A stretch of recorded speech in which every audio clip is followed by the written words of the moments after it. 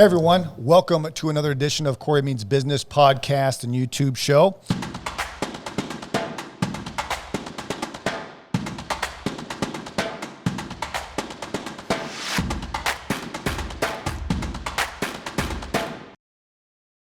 We've got a special one for you today. Today we have Fernanda Sanchez of Bloom Credit Repair. She's in the credit repair business, and this is also a special episode because this will be season 2's finale. Can't believe we're through 2 seasons already. That's pretty amazing, Emilio. But this is going to be a special show. She's a new entrepreneur, and she's young, and she's ambitious, and she's aggressive. And she's making all the right steps so far. So we're going to help her out with obviously making sure that her business plan and her model are super solid, and that she's on a path to really, really grow her business and make all of her dreams come true. So welcome to the show, Fernanda. Pleasure to have you here. Thank you for having me. Great. So we did a little bit of pre-show. So everyone knows that watch the show. Obviously, we do a little pre-interview, so I don't come in just flat cold, like getting surprised by answers. So we do a little bit of background. Now, in the pre-interview, you told me you're 27. Right. And you just got into the credit repair business the last few months. Mm-hmm. So this is a new business for you. What were you doing before this? Yes. So prior to jumping onto this, I had 2 jobs. I was selling life insurance, and I was working at an answering service, mainly medical for hospitals. So it's a completely different field. Okay. Yeah. So you did a 180 on that goes. On that. Sure. Well, I guess the insurance is kind of well, not kind of, it is a financial services business. Mm-hmm. So from doing insurance, did you kind of get the idea of doing this? What gave you the idea to get into the credit repair business? So it actually had nothing to do with the financial industry for me. It was completely personal. So, I turned 27. I'm like, all right, eventually I want to buy a home. I want to start getting my ducks in a row. Right. And my own credit was ruined. So that's the reason why I went into it. During quarantine, I had so much extra time that I said, all right, I'm going to take the steps, take a course, and fix my own credit first. So that's how it started, fixing my own credit and then realizing, okay, this can be a business. Started helping families, immediate family and close friends. So you saw the potential, again, in one of these scenarios. And again, this is not unique. This happens a lot for business owners, for people especially getting into doing business. They have some personal situation or some personal hobby or a reason why they're doing something already. And then, all of a sudden it sparks in their mind, hey, this could actually be a business because other people besides just myself need this.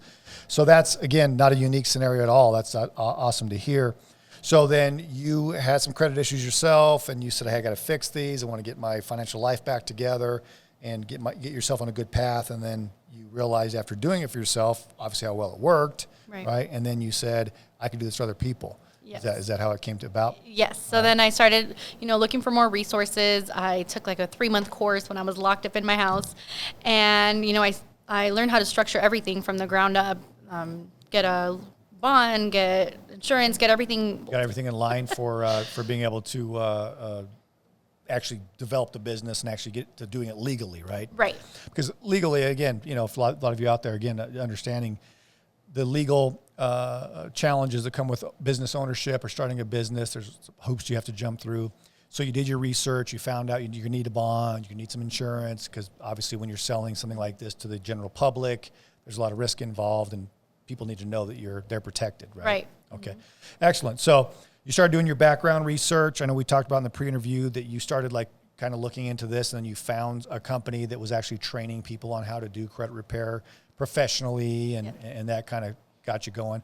Mm-hmm. From there, how did you end up getting your customers at first? How did you end up starting? So you get the education, you get the skills, you did it for yourself, you figured it out, then you went through a training course. You understood the legalities. You got those boxes checked. Then, okay, now it's day 1 in business. How did you get your first customer? My first customer, I started posting on social media. First, just organically. I added family, friends, people who I knew.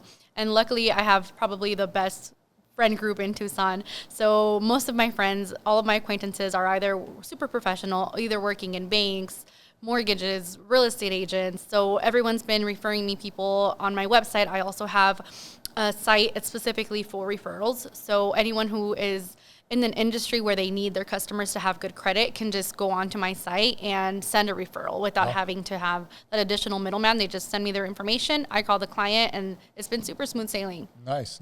Yeah, I was looking at your website, go ahead and give us your website. Obviously, everything will be in the links below as far as your website and all that goes. But what's the name of your website again? The site is bloomarizona.com. Awesome. That's the site. And then on Instagram, Bloom Credit Repair. Okay, awesome. So basically, you have it set up very smartly through a portal website where anybody can refer somebody. They can go on your website and they click a button and it says refer somebody, and then they put in the name and the information, and then you can follow up from there. Is that right? Right. And it's also super simple for the client. The client portal allows the customer to be part of the whole program, so they don't just pay a certain fee and then never hear from me again. They're part of the entire process. So every 30 days, I call them, give them an update. They can log in and see what's been disputed, what's on hold, what's been removed already. So they kind of like being able to be part of the process. Awesome. Again, it sounds like, again, from a marketing standpoint, that's solid. You have a nice referral program. You have some people that you already knew that can help you obviously launch. Whenever you can have people that you already know help you launch a business, it's a benefit. So that definitely didn't hurt you at all.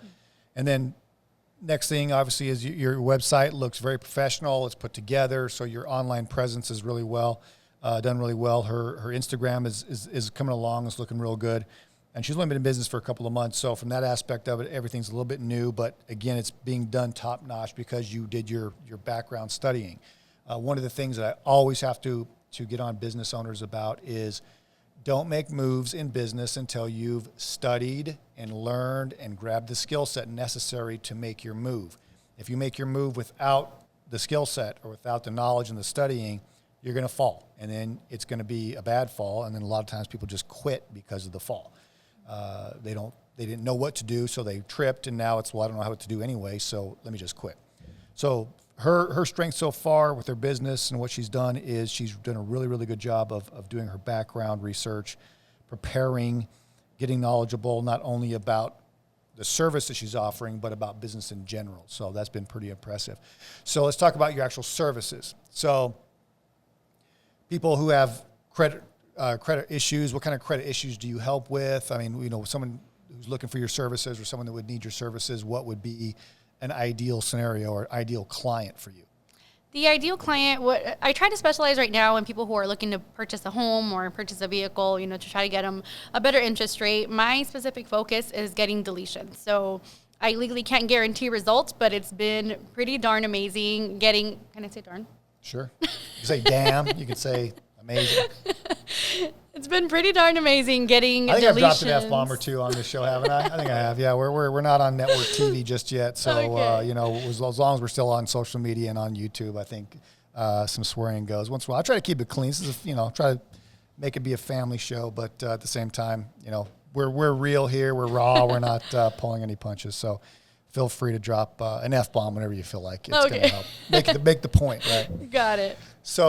So then, all right, so someone who's looking to buy a home, someone's looking to buy a car, right? That's going to be an ideal candidate for you.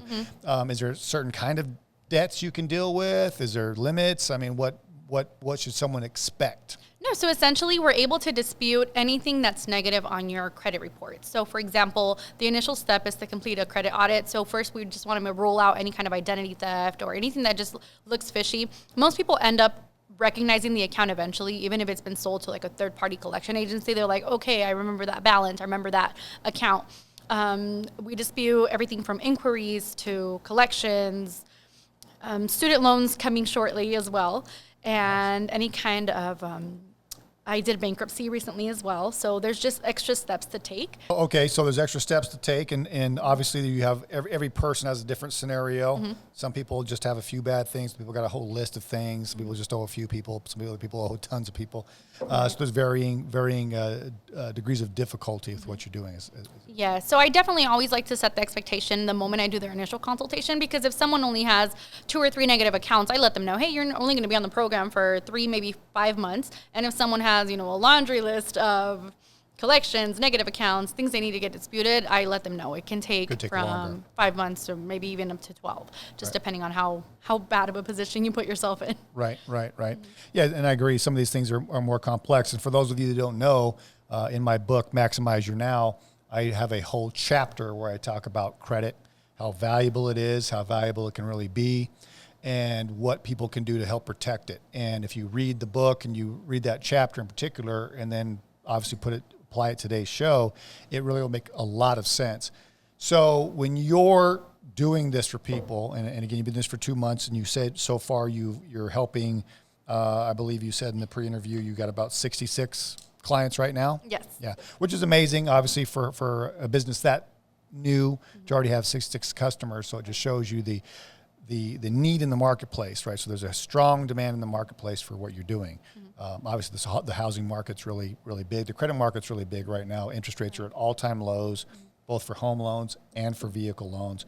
So improving your credit right now to be able to either buy a home or to refinance to get these lower interest rates, I mean, we're talking some pretty big savings, aren't we? Aren't you looking at, if you can take someone's credit from being bad to good, are they talking about some pretty big savings? Absolutely. One of my favorite clients is a couple, and their goal is to buy another home, and just looking in the long term, saving them thousands of dollars down the line from being approved at a 650 versus a 750. You know, that's going to pay itself off even with their first mortgage. Right. So by raising someone's credit score, let's say from 650 to 720, I mean, is that a huge impact? So that's 70 points. I mean, is it going to put them in a different? Most definitely. Their interest rate will be different. Everything. Now, when you're talking about a mortgage, I mean, she's not giving numbers, but I can tell you personally and from experience, you're talking about the difference between 3.5% mortgage and a 5% or 5.5% mortgage. You're talking, if you're looking at $400,000, $500,000 mortgage, you could be talking the difference between $1,000 a month. So your service really could end up saving somebody $1,000 a month just on a house. Absolutely. Talk about a car, another $300, $400 difference. And in my book, I go over the examples of exactly what a $25,000 car costs. The car is $25,000, but what's your payment based on your credit score? And it can either be a $250 payment or it can be a $600 payment. Same $25,000 car, $25,000 car can either be $250 a month or $600 a month, depending on your credit score. Right. And so even on a car, you're talking it'd be hundreds of dollars a month benefit to have good credit versus bad credit. Not to mention being able to qualify at all and or to qualify for more. So maybe you're making good money, but your credit's bad, and so you could afford a $50,000 car, but since your credit's bad, now you can't afford the $50,000 car, or the bank won't lend you $50,000 for a car because you're not trustworthy because your credit's bad. Absolutely. So not only, it's not that you couldn't afford it, it's that the bank won't lend you the money. Absolutely. So people run into that problem too, I imagine, right? And a big chunk of credit repair has not just been deletions, but credit education. A lot of people just don't even know what's needed to apply for a mortgage, and they're scrambling months before trying to get approved. I automatically tell them 3 to 5 positive accounts. We don't want to see just the car loan or just credit cards. We want to see a good credit mix. I teach them everywhere from how to not only obtain a secured credit card, how to use it properly, how to financially use self-credit builder loans, things like that. A really big thing right now as well has been lack of education as far as paying collections. I see a lot of times when I pull people's credit, they have paid collections. So a lot of people end up calling the collection agency, sending a payment, and it looks just as horribly as if they hadn't made a payment at all. Right. So a lot of people are ending up with paid collections and then come to me and try to help me fix their credit, and it's too late at that point. So what you're saying is that it doesn't raise, your score doesn't raise as much if you just pay it off and it's still on there versus if it's deleted. Right. So paying it before you get it deleted or not paying it as part of some sort of deletion process definitely is counterproductive. Definitely. So one of the things you could do in that situation, let's say if you couldn't get it deleted, at least you could coach your customer to say, hey, let's make it a condition of paying it that they have to remove it or they're going to remove it. Yes. So if you pre-negotiate that, and again, this is in my book as well, same chapter, if you pre-negotiate the deal and part of the deal of paying it or settling it is that they remove it, well, then now it's gone and now your credit score can rise dramatically, right? Perfect. Okay. So there's strategy to it, obviously. And again, I talk about it in my book. There's specific strategy. I talk about it. She's actually doing it, which is great. You need to read my book, especially chapter. And because you would get a lot of benefit from that as far as a macro, a 30,000, 40,000 foot view of not only that you're going to get this person qualified for this home. Right now, I want you guys to really pay attention to this next part. This is key. Okay, and this is going to be key for her as we transition to the next part, which is what should her services cost. Now, as you guys know from the show, typically when people sit in this seat over here, and bless her for being willing to take some of the heat she's going to get, besides just hot in here. It's hot in the studio today. It is. She's going to get some heat from me because her prices are too low, which is typical. Small businesses charge too little. It's a proven fact. And again, when I spot it, I try to help out so we can get the right price point. Because you'll see, as I did the math in the pre-interview, you'll see the math is just unbelievably different when we have the right prices. Right. Okay? He yelled at me. Yeah. So the right prices have to do with how valuable your service is. So what is your service worth? Well, I don't know. What's it worth? What value is your customer going to get? Right. So let's talk about the value. And let's talk about the value of credit for your audience and for mine. The value of credit, depending upon what you're doing with it, we've talked just small stuff, buying a home, buying a car, $1,000 a month different in the payment, in the house, $300 a month in the payment in the car. So that's $1,300 a month between a house and a car, okay? Which for a lot of people, that's life-changing money. Having an extra $1,300 in your bank account every month can be the difference between, all kinds of lifestyle changes and choices. But here's also what it means. The extra money in your pocket is used then to be able to invest in other things, right? To be able to use to grow your own skill set in your own business, or to be able to grow your skill set so you can make more income. I'm a big proponent, and again, this is my book as well. Investing to increase income is what you want. You don't want to save money besides your 6 month of oh shit money. There's the shit bomb for the show. Your oh shit fund, which is 6 months of overhead, right, for yourself and for your business. Yes, you save that and you keep that tucked away. But from that point, you need to take the extra money that you have and you need to reinvest it into creating more income. First in yourself, then in your business, or if you don't have a business, by doing entrepreneurial activities, right, like slow flipping, which I've got a great show coming out here that's going to be all about slow flipping and what that means, slow flipping properties. And something I do just to have an extra flow of income, and I'm able to do very, very well with slow flipping. If you don't have any money, right, if you don't have any extra cash flow coming in every month, well, then you don't get those opportunities. The reason why I'm able to make hundreds of thousands of dollars a year slow flipping properties, literally almost on automatic, it's like on the side, is because I have the resources available. And I have the resources available because my income is greatly increased over what my overhead is.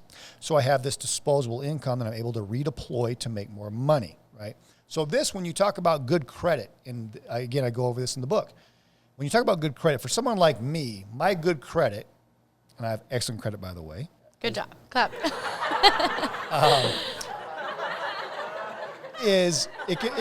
All right, I got to cut that off. It can mean millions of dollars. So for me, literally, my good credit makes me an extra $400,000 or $500,000 a year. Okay, so it's not. So what's my good credit worth? Millions of dollars. Right. Millions. So for the average person, their good credit just on one, normal home, average home, and one average car is $1,300 a month. Well, if you're talking about larger homes, larger cars, being able to reinvest, being able to take your money and reinvest it into slow flipping houses or, other vehicles that you could use, buying other real estate, rental properties, things like that. Again, now this bad credit not only is keeping you away from saving the $13 a month, but now it's keeping you away from being able to make more money on top of that. Okay. So what's good credit worth? It's worth minimally for most people at least a couple $100,000. Mm-hmm. For high income people like myself, it's worth millions of dollars. And for people that make more money than me, it's worth tens of millions of dollars. Again, it's huge. And that I don't want to understate the value of credit. And a lot of the people that you're working with, again, I can qualify for this house. Mm-hmm. It's not just about qualifying for the house. Maybe you could get a nicer house that would better accommodate your family for the same payment, but because your credit's not good, you don't qualify for that. So qualification as well. So beyond just the interest rate, how much can you qualify for? People need to also recognize that. And again, it could end up equaling, again, a couple $100,000. That's the value of the credit, the real value. Mm-hmm. Okay, and people need to understand that when they do business with you, because when you go to charge them and you go to say what your services are worth, Well, then it's based on what? The $300 a month they're going to save in their interest rate? No. It's based on the $100,000 to $1,000 they're going to be able to generate, or the $200,000 they're going to be able to generate because they have good credit, or the better home, or the better neighborhood. Let's think about the times, right? We're obviously in this crazy, wacky times. Not all neighborhoods are created the same, are they? So you could be in a higher crime neighborhood that has, less schooling, or their schools are not in a good district, and your kids are now going to be subject to some schools that maybe you wouldn't want them to go to, versus being able to buy a home in a better neighborhood to where the schools are better, it's safer, less crime, right? How valuable is that now? Absolutely. Okay, that's worth, to me, everything. That's how valuable it is. So when you guys think about what she can do for you, understand what the real value of credit is. It's nothing to do with the $300 you're going to save, or that you're going to qualify for this little track house. It is hundreds of thousands of dollars, millions of dollars, and ultimately could be life-changing for your children. Could be life-changing for the safety of your family, being able to live in a better neighborhood, because you could afford better neighborhoods. Cost more money, don't they? They're not the same. So being able to live in a better neighborhood is life-changing for your family. So what's the value of credit? Life-changing. Everything, in my opinion. Okay. Exactly. So now that's a great transition into what you should be charging. I happen to know, as a matter of fact, that, again, the vast majority of all small businesses, especially mid-sized businesses too, undercharge. So understanding the value of your service, now I'm sure your mind's probably a little blown, saying, well, God, I never thought about it being that valuable, right? Right. And I always have a tendency to go as high as I can, because that's what you need to do. You need to understand that what's the highest value something can be, not what the lowest value is. What's the highest value? And then you work backwards from there. So now that we know what the highest value of credit can be, we now need to say, how valuable is your service? It's definitely worth more than $99 a month. Most definitely. Okay.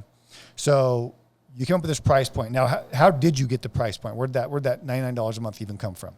I just wanted to keep it affordable for everyone to be able to jump on board with this, whether it be like a family of 5 who's struggling, or they're just trying to better their future. I wanted to keep it neutral to where they wouldn't see it as an expense, but as an investment. I wanted them to know, hey, you know what, you may pay a few $100s here, but it's going to pay off within the first or 2 months of your mortgage. But it's funny, I came here as a guest and I completely got business training. So it's completely 180'd my view on how I'm going to approach even marketing, and moving forward, pricing for sure are going to be bumped up. Well, that's what this is. I mean, again, people come in here, and again, you're going to get exposure for your business. You're going to get exposure for you and your brand.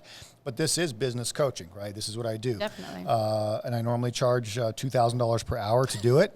But for people that come on the show and are willing to obviously take some criticism and still smile through it, I do it for free. So this is how I'm giving back. So let's talk about the price, right? So yes. You made a valid point.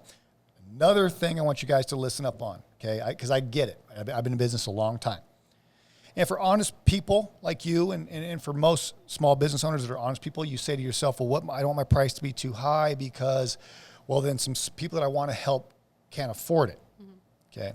And so I get the sentiment, right? The sentiment, you want a price to where everyone could afford your services. But here's the problem with that. And you think it's helping people, but let me explain why it isn't. When you price your services, your goods too low, the value is decreased automatically. Okay, people will perceive it as being worth less because it's cheaper. Right. So you have a family of 5, and they haven't handled their finances right, and they're trying to get things fixed because they want to buy a house finally, and they want to start getting things on the right track. You charge them $99 a month, and you're charging them $99 a month because you think that's a solid price where you can make a little bit of money, but they can afford it, right? But here's the problem. They're not going to take it as seriously. Exactly. And one of the things that you, or at least I would think, and correct me if I'm wrong, one of the things that you want to do for your people is you not only want to fix their little credit problems they have now, but you want to make sure that going forward for the rest of their lives, they understand how valuable the credit is so they never make this mistake again, right? Exactly, yes. Somebody should only have to ruin their credit once, right? Shouldn't have to do it again, right? So this repeat offender stuff's got to stop. So when you help them to realize the value of what you're doing for them, not only will they want to pay you more than $99, right? They're going to insist on paying you more than that because they will recognize the real value, right? So when people, some people ask me, well, what do you charge for business coaching? And I look at them and I say, $2,000, per hour, $2,000 per hour. Talk about bigger package, maybe we can talk about something else, but $2,000 per hour. And some people go, holy shit, second shit bomb for the show. Holy shit, that's a lot of money. No, it isn't. I'm going to show you ways to make hundreds of thousands of dollars more, millions of dollars more, and to be able to actually make yourself a multimillionaire in short order for what, 3 hours, 4 hours we spend together. I can show you how to do that stuff. Now you're telling me that's not worth $8,000, $10,000. So say we spend 4 or 5 hours together and you pay me $10,000. And in that 5 hours, we talk about how to increase your price, better market, grow your equity, take a client list and actually make it more valuable because we're offering other services and more expensive services. So then I show you how to triple your income. Okay. Now let's just say your income is 10 grand and I show you how to triple it. Now it's $20,000 more per month. You're telling me that wasn't worth 10 grand? Of course it was. Of course. See, so I know the value of what I offer. That's why I have no hesitation to charge $2,000 a month. Now, if you can't afford it, that's on you. You don't recognize the value of it. And you have to go do some study and you got to figure out what you should be spending your money on, because you could be spending $2,000 on a purse instead of growing your income. Okay, that person ain't gonna do shit for you, but learning how to grow your income is, right? So teaching your customers the value of what you do is extremely important. And again, I know you're young, I know you're just getting started, but you really want to take the time when you first talk to somebody. Is there an onboarding process? I mean, how much time do you spend with somebody when you bring them on board? Yes. So the consultation is normally just 15 minutes. I get them on the phone, I explain to them how it works, answer any questions they may have. Okay. And then the onboarding process is basically on video. So I pre-recorded everything so it can be super streamlined, step 1, step 2, step 3. And then I follow up with them with a second phone call, but it's pretty like ABC, smooth sailing most time. Okay.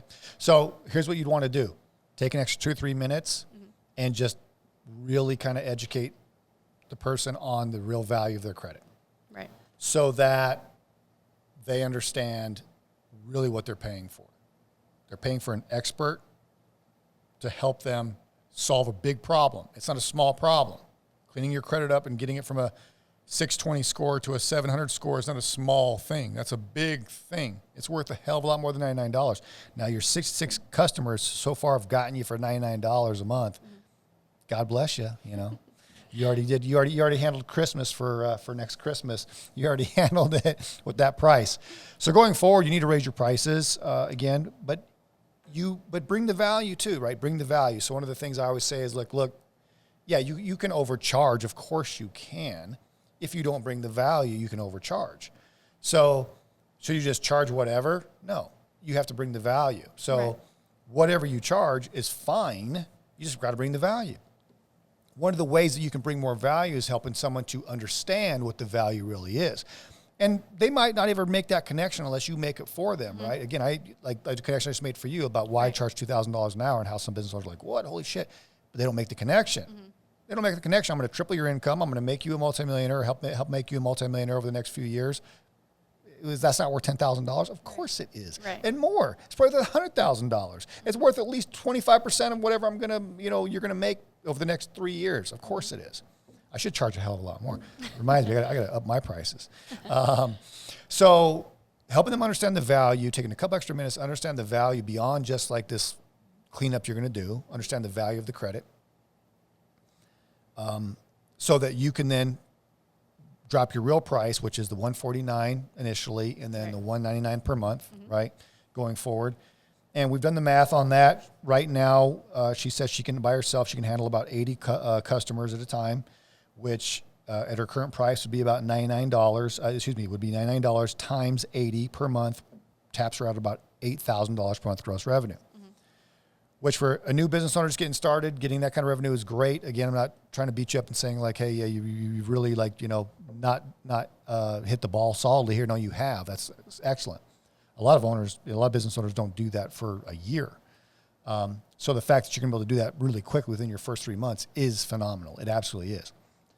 But now understanding the value of what you're really offering, and now you will feel more confident in upping your prices, right? And Definitely. You'll feel more confident in explaining to your customers the value they're really getting.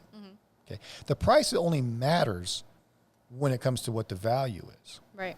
Okay. If I sold you, if I sold cars, I'll give you guys an analogy. If I sold cars for a living and I was selling you shit, I don't even know any cheap cars. If I was selling you a Ford Focus, let's say, okay, or a Ford Edge. I think Ford makes this little SUVs called Edge. I was selling you a Ford Edge, and I sold it to you for $15,000. Okay, you'd be like, yeah, that's a good price. If I sold it to you for $30,000, I said it's $30,000. Oh, wait, $30,000 for a Ford Edge, that's a terrible price. See? But I sell you a brand new Mercedes big body, S600, and I say it's, $30,000. You're like, holy shit, that's an amazing price. Right. Of course, right? So is the $30,000 the matter? No. What's the matter is the value, right? Amazing value for the big body Mercedes. You're ripping me off for the Ford Edge. So price only matters when the value isn't there. I think I heard that in a book as well. How you get paid in direct proportion to the value that you bring. And an old mentor of mine also used to say, how did he word it? He would always tell us price is only a factor in the absence of value, and you need to bring that value. So I'm so going to apply everything you've taught me. There you go. And see, they're right. Now, I would want them to take it one step farther, because I think a lot of these gurus and coaches don't connect the dots.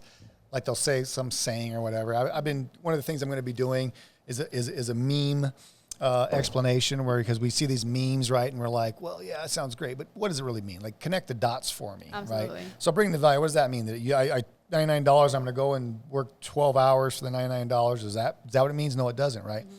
So what does bring the value mean? It means that you better explain and you better understand yourself what your value is. Like, what am I really doing here? Mm-hmm. And a lot of business owners don't understand that. They don't comprehend fully like what the true value of what they're doing is. Mm-hmm. Therefore, when they devalue themselves and then they give their price to the customer, or when they don't cover the value of what they're doing up front, now the customer has no idea what the price should be. So the price could be too high, it could be too low, it could be just right. Well, you're waiting for the customer just to have some kind of a epiphany about what the price should be. Mm-hmm. Well, it's not their job. It's not my job as a customer to know what the price should be. It's your job as someone who's selling something to know what the value is. Mm-hmm. So that's why I'm saying, know the value yourself, so that when you sit down with people and you do the onboarding process, that you can better explain what the value really is. Right. You read this chapter in my book about how much value the credit is, and trust me, you will have no problem anymore explaining to these people what the real value of your services is. Right. Therefore, it is ridiculously underpriced at $149. It is. And ridiculously underpriced. It's ridiculously underpriced at $2,000 in my opinion. Right. It's ridiculously underpriced at $5,000. In my opinion, she could charge $5,000 up front and $1,000 a month or $2,000 a month, and it's still underpriced. Right. If the value that you've conveyed to the customer, they now recognize how valuable what you're really doing is. Right. But for right now, for where you're at, again, I think the $149 down and the $199 a month is definitely equitable. And it's definitely going to, not slow you down at all when it comes to client acquisition. But here's what it will do for you mathematically. I like to do the math. I'm a big math guy. So at $99, it's $8,000. If she gets her 80 clients or 80 customers, okay, at $149 at $200 a month, it becomes $16,500. So you just doubled how much money you made, or actually you doubled your gross revenue by making that price shift. Right. Okay. Just doubled the money. No more people, no more work, just doubled it, right? So that's how fast you can scale using price to scale. And again, the business owners understand this. The fastest way to always scale your business is by price. The slower way is by increased customers. Now, of course, you want to do both. When you do both, you get an explosion in your gross revenue, okay? But scaling price is always the fastest and easiest, because it's no more people, it's just raising your price. And you can raise your price if you're able to convey the value of what you're doing for somebody. If you're not sure of the value of what you're doing, well, then you better go figure that out. Right.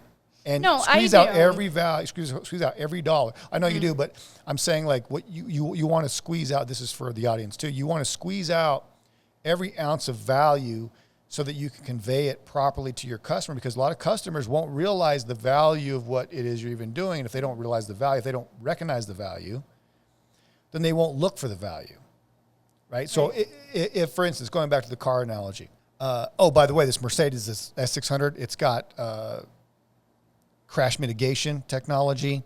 It'll stop the car for you. If someone's going to have a side collision with you, it'll actually do avoidance. See, now if I didn't explain that to you and I'm trying to sell you this car, you don't know it. Right. How valuable is that?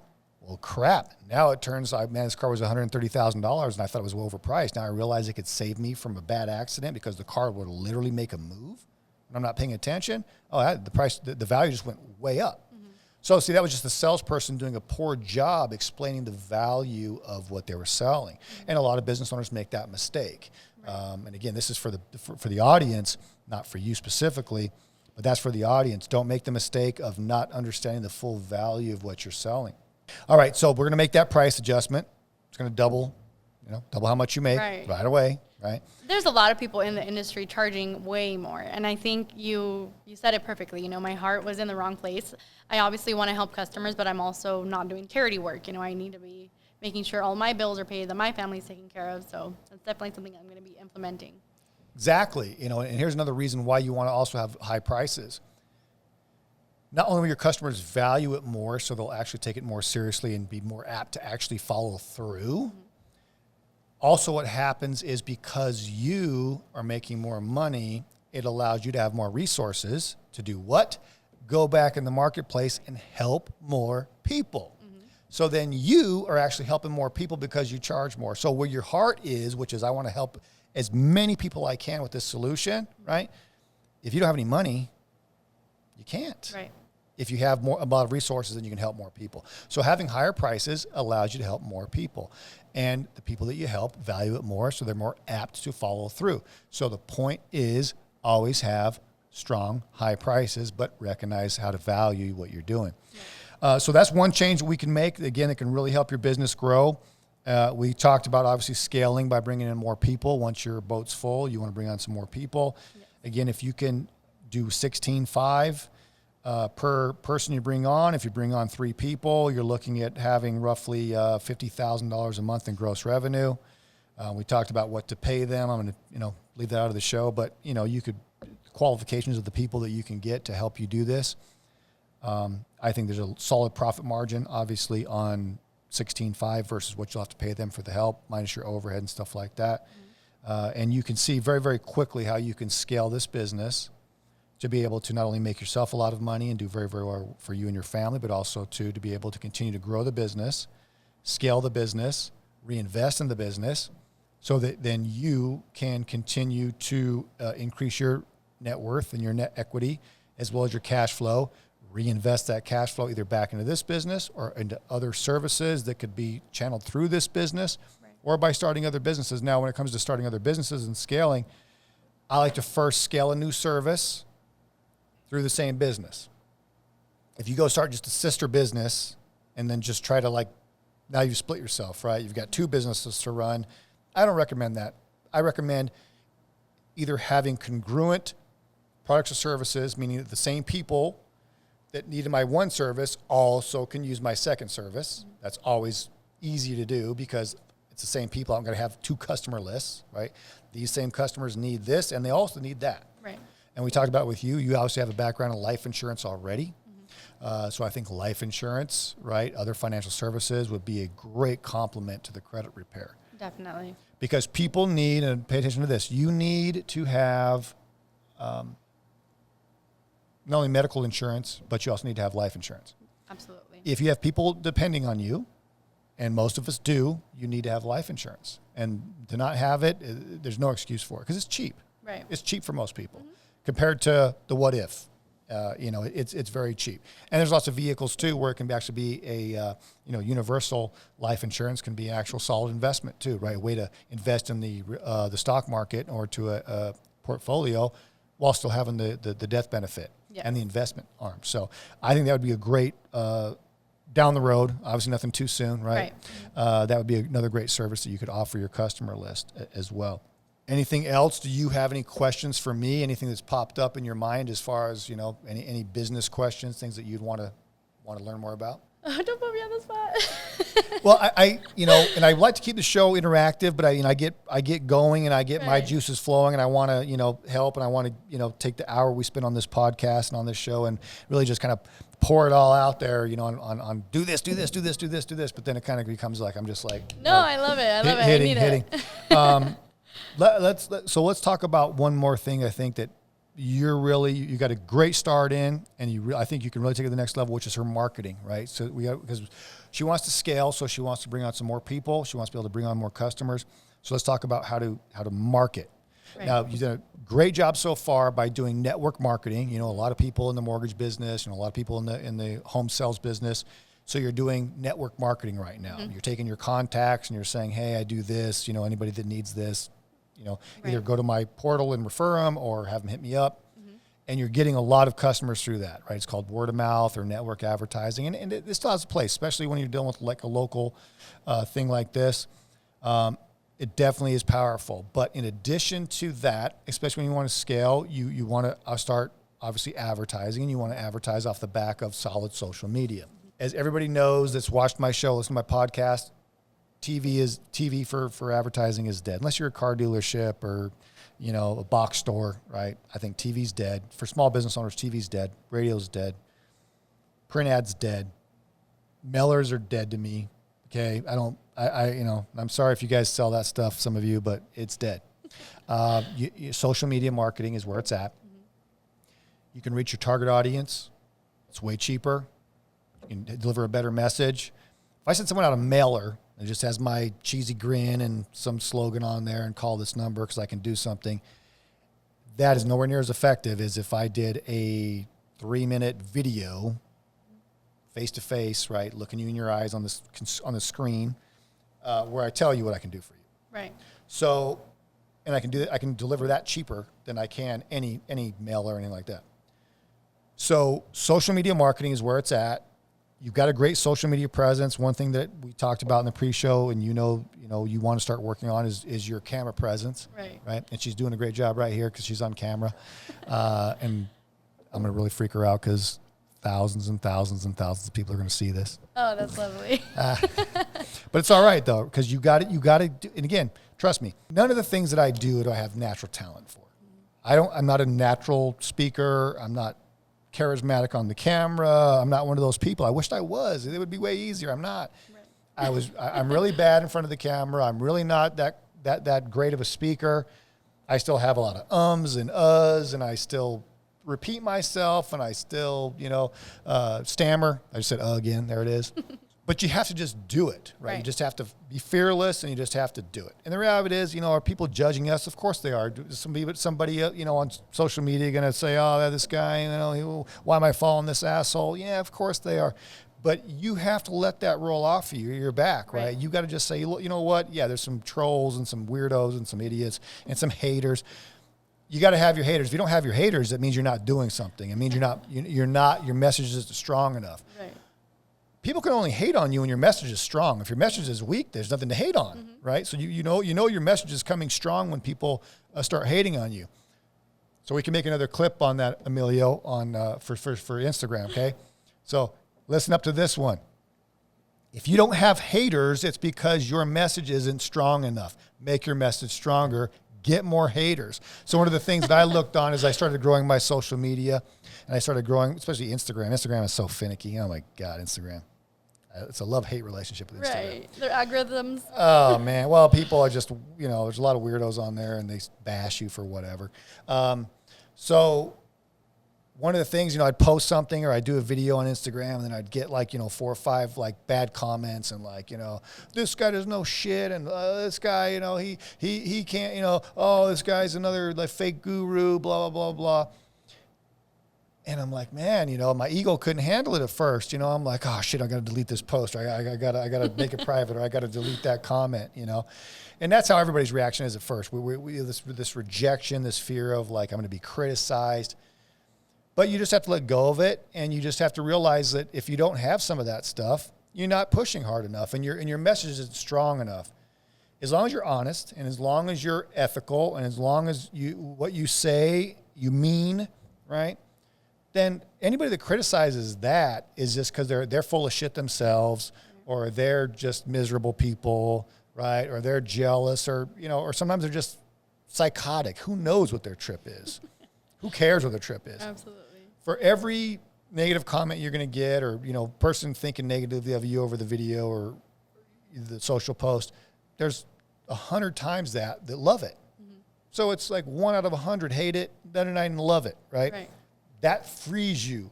So that frees your mind. So business owners, listen to this bit of advice. I know it's hard to get in front of the camera.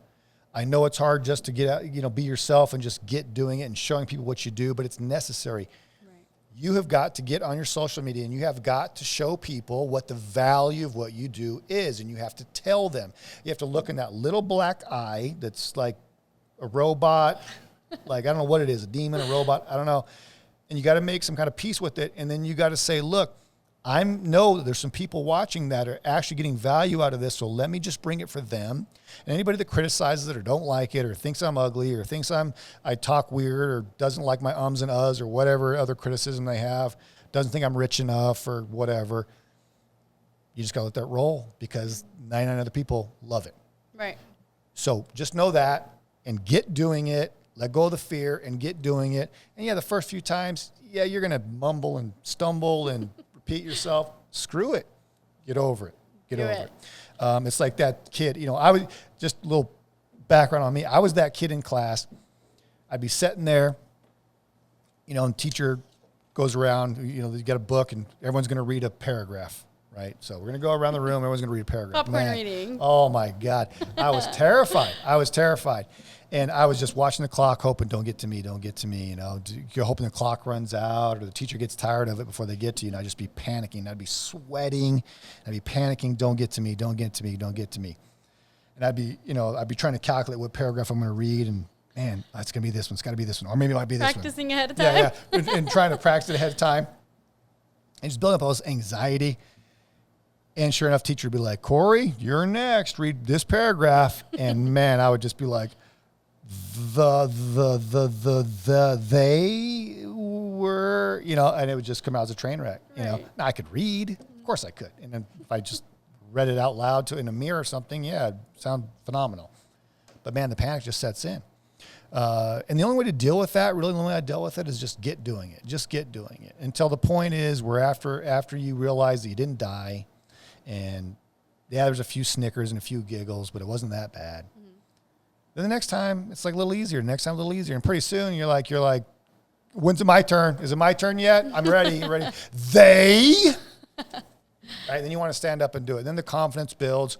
And as you do videos on social media, your confidence will build. You'll get more charismatic with it. But it's just practice. And it's putting it out there. And then you putting it out there. And don't make it, another bit of advice for business owners, entrepreneurs, don't try to make your videos perfect either. Don't sit there and do 100 takes waiting for the best take. That's it. Right? You waste so much time. Just spit it out. And another thing too that's actually kind of cool, go live once in a while, right?